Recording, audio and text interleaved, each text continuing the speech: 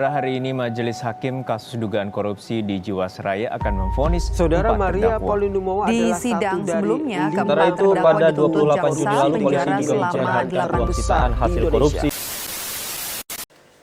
Seorang koruptor kelas kakap datang ke pengadilan untuk menyerahkan dirinya. Saya menengadah menatap jelas titik hitam pada mata orang-orang berseragam di sana. Sekilas sisanya saya edarkan pandangan saya kepada seluruh atensi ruang besar bernama pengadilan ini. Pak, tolong tangkap saya, Pak. Pak, tolong tangkap saya, Pak. Pak, tangkap saya, Pak. Saya ingin menjadi koruptor yang baik dan benar. Para petugas itu langsung gemeteran dan bertanya, apa tidak salah?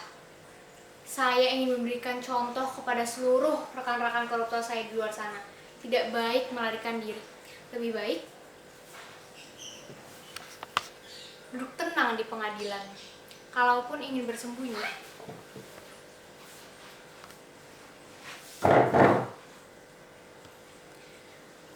bukankah persembunyian paling aman bagi koruptor itu justru ada di pengadilan?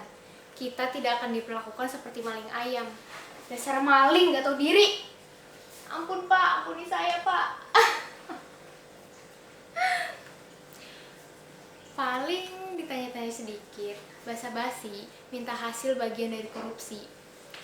Nggak rugi juga kalau kita berbagi pada hakim, jaksa, polisi. Hitung-hitung zakat buat mereka.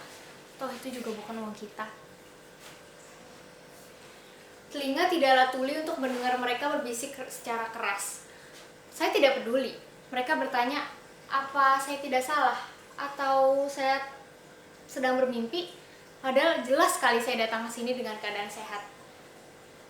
Tidak, saya betul menyerahkan diri. Bisik mereka terukir lagi. Kali ini mereka bertanya mengapa saya dengan pasrah menyerahkan diri. Tunggu, pasrah? Siapa yang pasrah? Gak ada. Berani sekali mereka berspekulasi sendiri seperti itu. Sebegitu anehkah pengakuan bagi mereka seperti ini? Menyerahkan diri. Saya dengan berani berkata itu semua karena saya telah melakukan kesalahan. Bukankah itu lebih baik daripada mereka yang bersembunyi di pulau kaki antah berantah, bersembunyi pula di hamparan ribuan uang merah-merah. Lagian, bersembunyi di mana juga nggak akan abadi. Hidup digerangi mimpi keji. Lebih baik saya adil untuk diri saya sendiri. Penjara juga bukan tempat yang tercela. Koruptor macam saya masih bisa makan.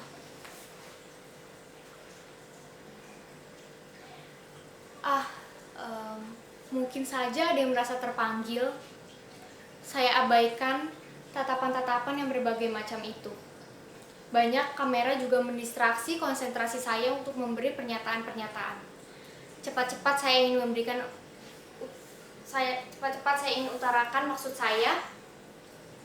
Namun lihatlah orang-orang di sana hanya ternganga.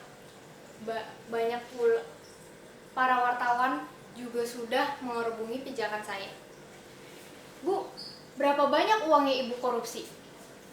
Jadi benar, ibu mengaku bahwa ibu maling negara? Oh tidak. Tidak. Saya tak hendak membantah. Itu bukan urusan saya. Itu urusan para pengacara saya. Untuk itulah mereka dibayar agar membuat saya seakan-akan tidak bersalah.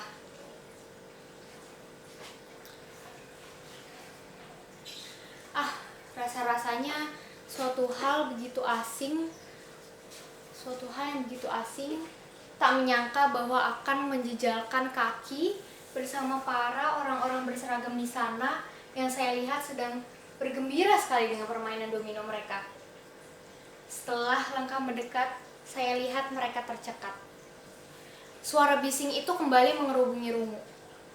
Sempat merasa tak paham, apabila koruptor lari, mereka mengejarnya sampai hampir mati. Tapi saat menyerahkan diri, justru malah mereka yang terperangah sampai setengah mati. Sebenarnya apa sih yang mereka inginkan dari kasus korupsi ini? Saya di sini hanya minta diadili. Terus terang, saya capek jadi buronan. Itu bisa merendahkan martabat saya. Makanya lebih baik saya di sini istirahat dengan nyaman di penjara dengan para koruptor kolega-kolega saya yang lainnya. Saya ingin meluruskan anggapan keliru yang menyatakan bahwa koruptor macam saya tidak lebih dari benalu bangsa yang tidak berguna. Koruptor macam saya jelas aset bangsa. Kamilah yang menggerakkan roda perekonomian. Dengan korupsi, uang jadi terdistribusi, terjadi pemerataan. Lalu bagaimana dengan para mahasiswa yang terus mendemonstran untuk menuntut para koruptor dipenjarakan, Bu? Naif. Jika para mahasiswa terus menuntut para koruptor untuk dipenjarakan, nanti malah repot, mesti harus bikin banyak penjara. Karena 70% warga republik ini pasti akan masuk penjara. Percaya deh, uang untuk memenjarakan koruptor itu lebih besar dibanding uang subsidi BBM yang dialokasikan untuk mengatasi kemiskinan. Jadi, memenjarakan koruptor itu justru kontraproduktif bagi keuangan negara. Daripada uang dihambur-hamburkan untuk membuat penjara, lebih baik uangnya kami korupsi, lalu kami bagi-bagikan secara adil dan merata. Itu baru namanya korupsi yang adil dan beradab, sesuai dengan Pancasila. Atau biar terdengar lebih trendy, jadi yang korupsi dan tidak pun pasti akan dapat tempat, pasti akan dapat giliran.